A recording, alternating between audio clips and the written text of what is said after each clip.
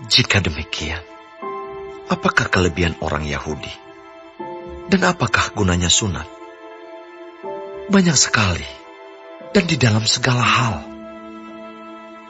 Pertama-tama, sebab kepada merekalah dipercayakan firman Allah. Jadi bagaimana jika di antara mereka ada yang tidak setia?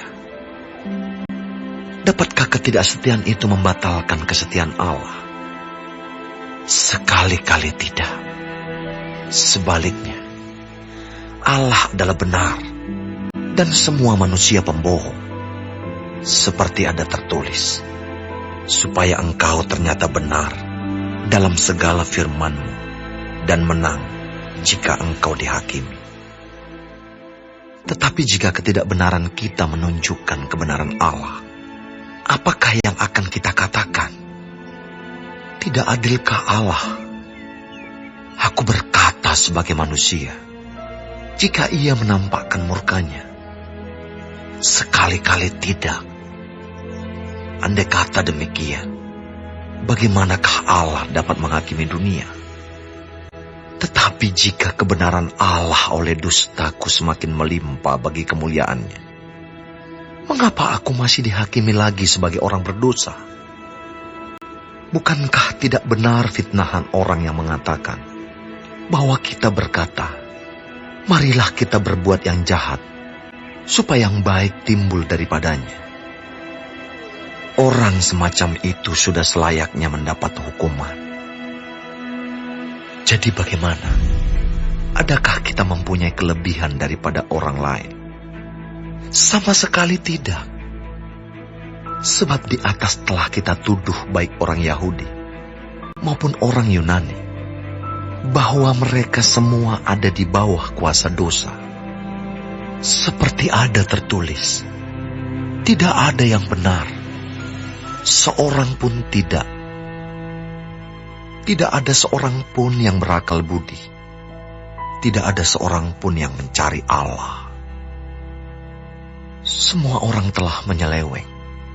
Mereka semua tidak berguna. Tidak ada yang berbuat baik. Seorang pun tidak. Kerongkongan mereka seperti kubur yang ternganga. Lidah mereka merayu-rayu. Bibir mereka mengandung bisa. Mulut mereka penuh dengan sumpah serapah. Kaki mereka cepat untuk menumpahkan darah. Keruntuhan dan kebinasaan mereka tinggalkan di jalan mereka, dan jalan damai tidak mereka kenal. Rasa takut kepada Allah tidak ada pada orang itu. Tetapi kita tahu bahwa segala sesuatu yang tercantum dalam kitab Taurat ditujukan kepada mereka yang hidup di bawah hukum Taurat, supaya tersumbat setiap mulut dan seluruh dunia jatuh ke bawah hukuman Allah. Sebab tidak seorang pun yang dapat dibenarkan di hadapan Allah oleh karena melakukan hukum Taurat.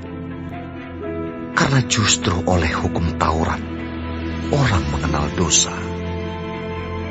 Tetapi sekarang, tanpa hukum Taurat, kebenaran Allah telah dinyatakan, seperti yang disaksikan dalam kitab Taurat dan kitab-kitab para nabi, yaitu kebenaran Allah karena iman dalam Yesus Kristus bagi semua orang yang percaya, sebab tidak ada perbedaan. Karena semua orang telah berbuat dosa dan telah kehilangan kemuliaan Allah, dan oleh kasih karunia telah dibenarkan dengan cuma-cuma karena penebusan dalam Kristus Yesus. Kristus Yesus telah ditentukan Allah menjadi jalan pendamaian karena iman dalam darah-Nya. Hal ini dibuatnya untuk menunjukkan keadilan-Nya, karena Ia telah membiarkan dosa-dosa yang telah terjadi dahulu pada masa kesabaran-Nya. Maksudnya ialah untuk menunjukkan keadilan-Nya pada masa ini, supaya nyata bahwa Ia benar dan juga membenarkan orang yang percaya kepada Yesus. Jika demikian, apakah dasarnya untuk bermegah? Tidak ada. Berdasarkan apa? Berdasarkan perbuatan? Tidak, melainkan berdasarkan iman. Karena kami yakin bahwa manusia dibenarkan karena iman, dan bukan karena ia melakukan hukum Taurat. Atau adakah Allah hanya Allah orang Yahudi saja? Bukankah Ia juga adalah Allah bangsa-bangsa lain? Ya, benar, Ia juga adalah Allah bangsa-bangsa lain. Artinya, kalau ada satu Allah yang akan membenarkan baik orang-orang bersunat karena iman, maupun orang-orang tak bersunat juga karena iman.